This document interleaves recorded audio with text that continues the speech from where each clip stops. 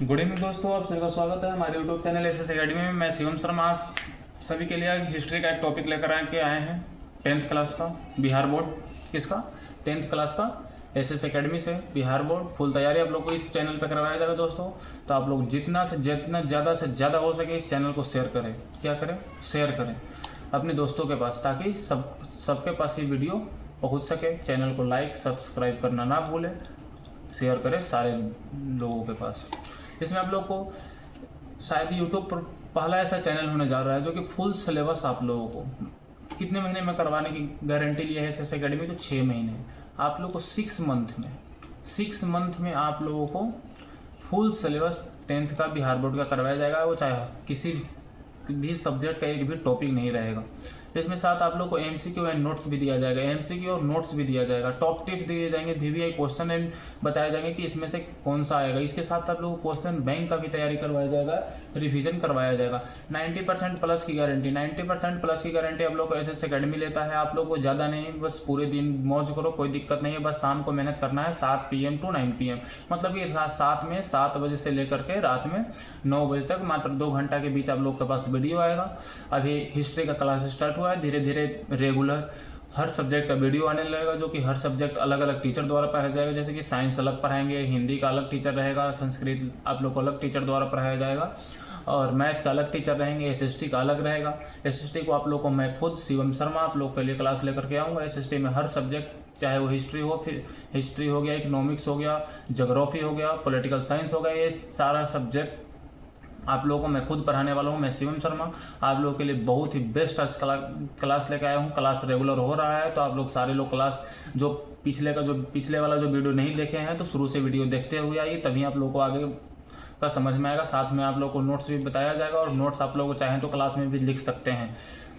तो पिछले क्लास में हम लोग क्या पढ़े थे? यूरोप में राष्ट्रवाद पढ़े थे। क्या पढ़े थे? यूरोप में राष्ट्रवाद का उदय पढ़े थे। हम लोग का हिस्ट्री का फर्स्ट चैप्टर भी वही है, यूरोप में राष्ट्रवाद का उदय कैसे हुआ। तो आज उसी का एक टॉपिक है फ्रांसीसी क्रांति। क्या टॉपिक है? तो फ्रांसीसी क्रांति 1789 यूरोप में राष्ट्रवाद का उदय हुआ, कैसे बदली दुनिया। स्वतंत्रता समानता बंधुत्व के बारे में पढ़ेंगे। किसके बारे में पढ़ेंगे? स्वतंत्रता समानता बंधुत्व के बारे में पढ़ेंगे। प्रजा से नागरिक कैसे कन्वर्ट हुए। पहले प्रजा थे, नागरिक नहीं बोला जाता था सिविलाइजेशन को। उसके बाद फिर राष्ट्रीय पहचान लोगों को क्या मिली, ये सारे हम लोग फ्रांसीसी क्रांति में पढ़ेंगे। कि यूरोप में राष्ट्रवाद जो था 1789 के पहले लोगों को प्रजा कहा जाता था, नागरिक नहीं बोलते थे। पहले क्या थे लोग? राजा का प्रजा होते थे, ना कि किसी राष्ट्र के आदमी होते थे। जब राजा चेंज होता था तो उसका प्रजा भी चेंज हो जाते थे।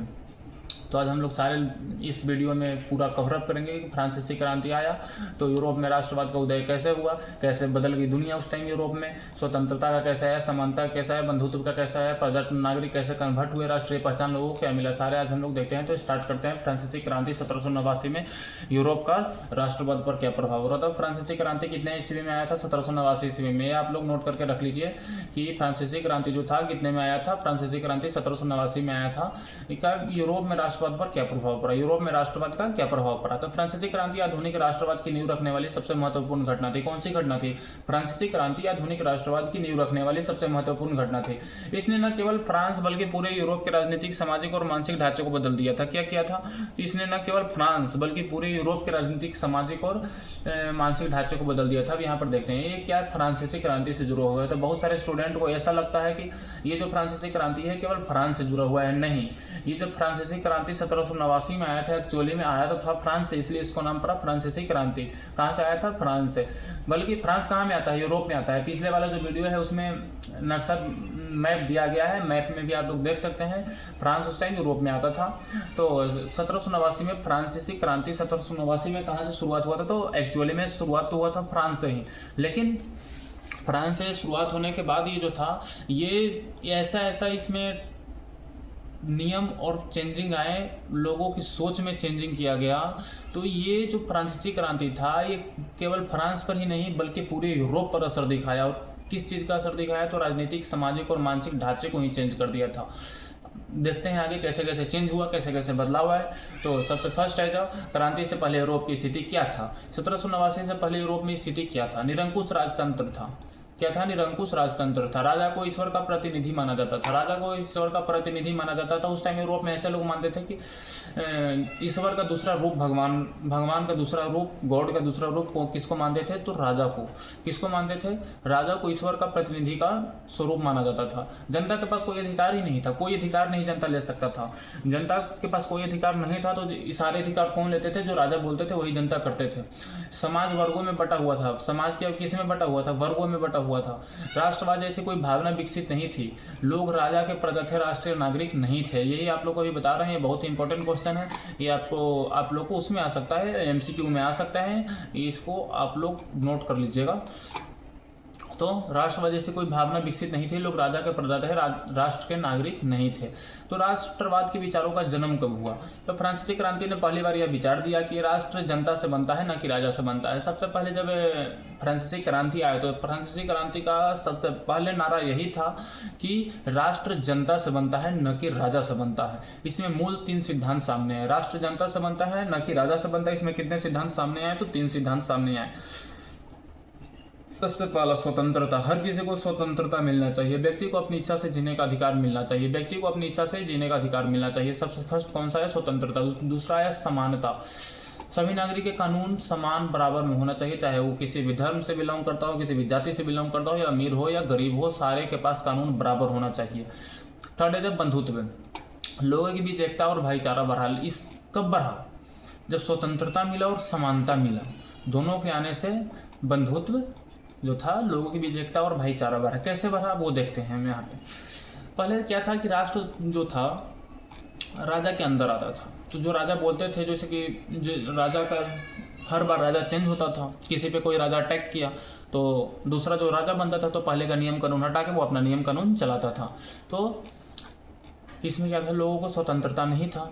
हर बार जब राजा चेंज होता था तो लोगों के पास हर नियम कानून हर बार चेंज हो जाते थे, तो लोगों के पास स्वतंत्रता नहीं था, व्यक्ति अपनी इच्छा से जीने का अधिकार नहीं था। पहले फ्रांसीसी क्रांति आया उसके बाद ही तो आया, वाकई में फ्रांसीसी क्रांति आया तो ये कह सकते हैं लोगों को ज़िंदगी चेंज होगी। लोग यूरोप में लोगों की ज़िंदगी चेंज होगी। कब होगी चेंज होगी, जब फ्रांसीसी क्रांति 1789 में आया। तो देखते हैं, स्वतंत्रता, व्यक्ति को अपनी इच्छा से जीने का अधिकार होना चाहिए। इसके बाद समानता आ गया, स्वतंत्रता और समानता दोनों मिलने के बाद क्या बना, बंधुत्व, लोगों के बीच में एकता और भाईचारा बढ़ गया। ये सिद्धांत राष्ट्रवाद की आधारशिला बने। थर्ड है देखते हैं, नागरिक की अवधारणा का विकास क्रांति के बाद क्या हुआ, तो प्रजा सब्जेक्ट था। प्रजा क्या था, सब्जेक्ट। ये चेंज हुआ, किस में चेंज हुआ, नागरिक में, सिटीजन में बदल गई। ये कब बदली, तो फ्रांसीसी क्रांति आने के बाद बदली। अब व्यक्ति खुद को राष्ट्र का एक भाग समझने लगे, लोगों में राष्ट्र के प्रति प्रेम भावना जगने लगी। इससे राष्ट्रीय चेतना का जन्म है। किसका जन्म हुआ, तो राष्ट्रीय चेतना का जन्म। अब ये कैसे हुआ है, ये 2 नंबर में अक्सर एक क्वेश्चन पूछा जा चुका है कि ये राष्ट्रीय चेतना का फ्रांसीसी क्रांति के बाद जन्म कैसे हुआ। तो ये रहा आपका कि स्वतंत्रता, समानता और बंधुत्व का जो नारा लाया गया, इसके बाद में नागरिक की अवधारणा का विकास हुआ, तो प्रजा जो था सब्जेक्ट वो नागरिक में चेंज हो गई। इससे राष्ट्रीय चेतना का जन्म हुआ। आगे देखते हैं, मानव और नागरिक अधिकारों की घोषणा 1789 में क्या था, मानव और नागरिक अधिकारों की घोषणा क्या हुआ क्रांति के बाद, फ्रांसीसी क्रांति के बाद मानव और नागरिक के बीच के अधिकार की घोषणा क्या क्या हुआ, तो हम लोग देखते हैं। क्रांति के दौरान एक ऐतिहासिक दस्तावेज बना। क्या बना, दस्तावेज बना। कौन सा दस्तावेज, लिखित दस्तावेज बना। मानव और नागरिक अधिकारों की घोषणा की गई। इसमें मुख्य बिंदु था, मुख्य बिंदु कौन कौन था, सभी मनुष्य जन्म से स्वतंत्र है, चाहे वो कोई सा भी हो, किसी भी जाति धर्म का हो, किसी भी जाति से बिलोंग करता है उससे मतलब नहीं है, सभी मनुष्य जन्म से स्वतंत्र है, सभी को समान अधिकार प्राप्त है। सभी को कौन सा अधिकार प्राप्त है, तो समान अधिकार, व्यक्तित्व और विचार की स्वतंत्रता है। इससे लोकतंत्र और राष्ट्रवाद की वैचारिक को आधार मिला। इससे क्या मिला, लोकतंत्र और राष्ट्रवाद को वैचारिक आधार मिला।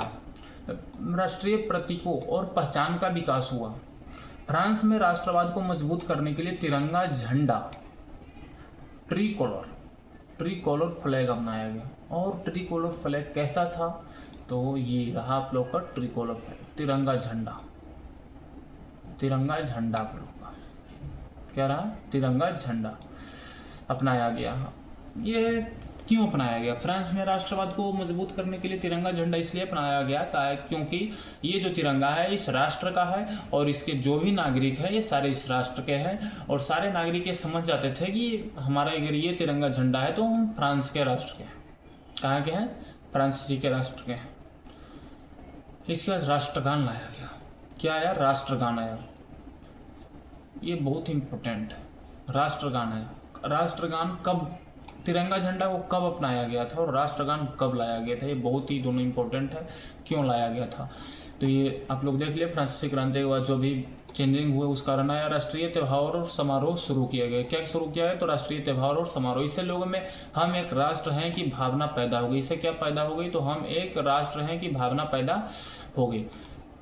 इससे क्या हुआ कि चाहे वो किसी भी, एक तरह से बोल सकते हैं किसी भी राष्ट्र का हो, एक अलग भावना पैदा हो जाती है। इसलिए फ्रांसीसी क्रांति के बाद सबसे इम्पोर्टेंट चेंजिंग यही आया है। सेना और राष्ट्रवाद। क्या? सेना और राष्ट्रवाद चेंजिंग भी हुआ है इसके बाद। सेना और राष्ट्रवाद, जब फ्रांसीसी क्रांति, जब सारा चीज़, जब नागरिक ही चेंज हो गया, प्रजा से नागरिक में जब कन्वर्ट हो गए, तो सेना और राष्ट्रवाद भी ला गया। पहली बार राष्ट्रीय सेना बनाई गई। पहली बार राष्ट्रीय सेना कब बनी थी? तो फ्रांसीसी क्रांति 1789 के बाद बनी थी। पहली बार राष्ट्रीय सेना कब बनाई गई थी? आप लोग याद रखिएगा। सैनिक अब राजा के लिए नहीं बल्कि राष्ट्र के लिए लड़ते थे। पहले जो सैनिक थे दोस्तों वो राजा के लिए लड़ते थे, चाहे वो किसी भी जगह पर देख लीजिए। और उसके बाद जब फ्रांसीसी क्रांति जब लाया गया, फ्रांसीसी क्रांति ने एक अलग ही पूरे अफरा तफरी मचा दिया। तो सैनिक जो थे राजा के लिए नहीं बल्कि राष्ट्र के लिए लड़ने लगे। इससे राष्ट्रवाद और भी गहरा हुआ। इससे क्या हो गया? तो राष्ट्रवाद बहुत ही ज़्यादा गहरा हो गया। लेकिन सामंती व्यवस्था का अंत कैसे हुआ? सामंती व्यवस्था का अंत कैसे हुआ? तो क्रांति ने जमींदारी प्रथा खत्म कर दी। जब राजा को लोग ने हटाया और राजतंत्र से लोकतंत्र की ओर जैसे ही धीरे धीरे कन्वर्ट हुए, तो जमींदारी प्रथा खत्म हो गया। क्या खत्म हो गया? तो जमींदारी प्रथा खत्म हो गया। क्या खत्म हो गया? तो जमींदारी प्रथा खत्म कर दी। विशेषाधिकार समाप्त कर दिए गए। क्या समाप्त कर दिया गया? तो विशेषाधिकार समाप्त कर दिया गया। सभी लोग समान नागरिक बने। राष्ट्रवाद को बल मिला। किसको बल मिला? तो राष्ट्रवाद को बल मिला। यूरोप में राष्ट्रवाद का प्रसार कैसे हुआ? प्रचार एवं प्रसार कैसे हुआ? तो फ्रांसीसी क्रांति के विचार पूरे यूरोप में फैले। कहाँ पर फैले? पूरे यूरोप में। सबसे फर्स्ट तो युद्धों के माध्यम से फैला। पहले जो लड़ाई होता था वो राजा के लिए होता था, अब राष्ट्र के लिए होने लगा। तो सारे लोग में ये अफरा तफरी मच गई। फ्रांसीसी सेना जब अन्य देशों में गई, फ्रांसीसी सेना कहाँ गई? अन्य देश में गई। वहाँ के लोगों में भी स्वतंत्रता की भावना फैला दी। फ्रांस, ये सबसे पहले स्टार्ट कहाँ से हुआ था? तो यूरोप में फ्रांस से स्टार्ट हुआ था। आप लोग को ये तो बहुत ही ज़्यादा ध्यान देने वाली बात है, क्योंकि फ्रांसीसी क्रांति इसका नाम ही है, फ्रांस से उत्पन्न हुआ है। फ्रांसीसी क्रांति कब उत्पन्न हुआ? तो 1789 ईस्वी में उत्पन्न हुआ है। वहाँ के लोगों में भी किस चीज़ की स्वतंत्रता की भावना फैली? कहाँ की? जब फ्रांसीसी सेना, जब फ्रांस की सेना जब अन्य देशों में लड़ाई करने के लिए गई, युद्ध करने के लिए गई, तब वहाँ के लोगों में स्वतंत्रता की भावना फैल गई। विचारों के माध्यम से लेखक, बुद्धिजीवी और छात्र, ये लोगों को अपने विचार चेंज किए, क्रांति के सिद्धांतों को फैलाने लगे, तो हुआ। नेपोलियन की भूमिका। नेपोलियन की भूमिका क्या था? नेपोलियन की बहुत ही अहम भूमिका रहा है यूरोप के राष्ट्रवाद में। आप लोग को इसके लिए नेक्स्ट क्लास में नेपोलियन की भूमिका ही पढ़ाऊंगा। नेपोलियन के बाद आने में यूरोप में क्या प्रभाव पड़ा, क्या दुष्प्रभाव हुआ, इसके आने का फायदा नुकसान सारे हम लोग नेक्स्ट क्लास में देखेंगे। नेपोलियन बोनापार्ट, इन विचारों को पूरे यूरोप में फैला। कहाँ फैला है? तो पूरे यूरोप में फैला। एक समान कानून लागू किया गया। एक समान कानून लागू कौन किया? तो नेपोलियन ने किया। सामंती व्यवस्था को कमजोर किया। किसको कमजोर किया? तो सामंती व्यवस्था को कमजोर किया। हालांकि बाद में उसके खिलाफ विद्रोह भी हुए थे, जिसमें अन्य देशों में राष्ट्रवाद और मजबूत हुआ। किसके खिलाफ विद्रोह हुआ था? तो नेपोलियन के। किसके? तो नेपोलियन के खिलाफ विद्रोह हुआ था। जब विद्रोह हो गया उसके बाद राष्ट्रवाद को और मजबूत स्तंभ मिल गया और भी ज़्यादा मजबूत हुआ। अन्य देशों में राष्ट्रवादी आंदोलन किया गया। क्या आंदोलन किया गया? तो राष्ट्रवादी आंदोलन। फ्रांसीसी क्रांति से प्रेरित होकर इसमें इटली एकीकरण आंदोलन शुरू हुआ। इटली एवं जर्मनी एकीकरण आंदोलन आप लोगों को पढ़ने के लिए आएगा। ये बहुत इंपॉर्टेंट क्वेश्चन है, इसे हर बार क्वेश्चन आता ही आता है। तो इटली का एकीकरण हम लोग नेपोलियन के बारे में पढ़ेंगे। उसके बाद इटली और जर्मनी का एकीकरण के बारे में पढ़ेंगे। तो इटली में एकीकरण आंदोलन शुरू हो गया। जर्मनी में भी राष्ट्रीय एकता की मांग बढ़ी। ग्रीस में क्या बढ़ा? तो स्वतंत्रता आंदोलन शुरू हुआ। ग्रीस में भी क्या हुआ? तो स्वतंत्रता आंदोलन शुरू हुआ। पूरे यूरोप में राष्ट्रवाद की लहर फैल गई। किसकी लहर फैल गई? तो राष्ट्रवाद की। राजनीतिक परिवर्तन हुए क्रांति के बाद। कब हुआ? क्रांति के बाद। लोकतंत्र का विकास हुआ। फ्रांसीसी क्रांति के बाद तो सबसे ज्यादा लोकतंत्र का ही विकास हुआ है। किसका विकास हुआ है? तो लोकतंत्र का विकास हुआ है। संविधान बनाया गया। हर देश ने अपना अपना संविधान बनाया। जनता की भागीदारी बढ़ी। जनता की क्या बढ़ी? भागीदारी बढ़ी। इससे राष्ट्र, राज्य, नेशन स्टेट की अवधारणा मजबूत हो गया। तो हम लोग को फ्रांसीसी क्रांति में इतना ही कुछ पढ़ना था। बाकी इसका आंसर क्वेश्चन आप लोग को जैसे ही यूरोप में राष्ट्रवाद खत्म होगा तो टॉपिक बाई टॉपिक एंड जो भी क्वेश्चन अभी तक एग्जाम में आए हैं सारे आप लोगों को क्वेश्चन वीडियो में लेके आया जाएगा। आज का इसका निष्कर्ष देख लेते हैं हम लोग। निष्कर्ष में फ्रांसीसी क्रांति का राष्ट्रवाद पर प्रभाव बहुत ही गहरा और अस्थायी था। जनता को अधिकार और शक्ति मिली। क्या मिला? तो जनता को अधिकार और शक्ति मिला। समानता और स्वतंत्रता के विचार फैले। किसका? समानता और स्वतंत्रता का विचार फैला। राष्ट्रीय एकता मजबूत हुई थी। पूरे यूरोप में राष्ट्रवादी आंदोलन शुरू हुए थे। पूरे यूरोप में किसका आंदोलन शुरू हुआ था? तो राष्ट्रवादी आंदोलन शुरू हुआ था। इसलिए इन्हें आधुनिक राष्ट्रवाद की जननी कहा जाता है। मिलते हैं आप लोग को नेक्स्ट क्लास में। नेपोलियन के बारे में हम लोग जानेंगे। यूरोप में राष्ट्रवाद में नेपोलियन का क्या भूमिका रहा है। तो आप लोग को चैनल को ज़्यादा से ज़्यादा शेयर कर दें, ताकि जिन लोगों के पास ये वीडियो नहीं पहुंच पा रहा उन लोगों के पास भी पहुंचे, और लाइक एंड सब्सक्राइब जरूर करें। मिलते हैं नेक्स्ट क्लास में। नेपोलियन के बारे में पढ़ेंगे।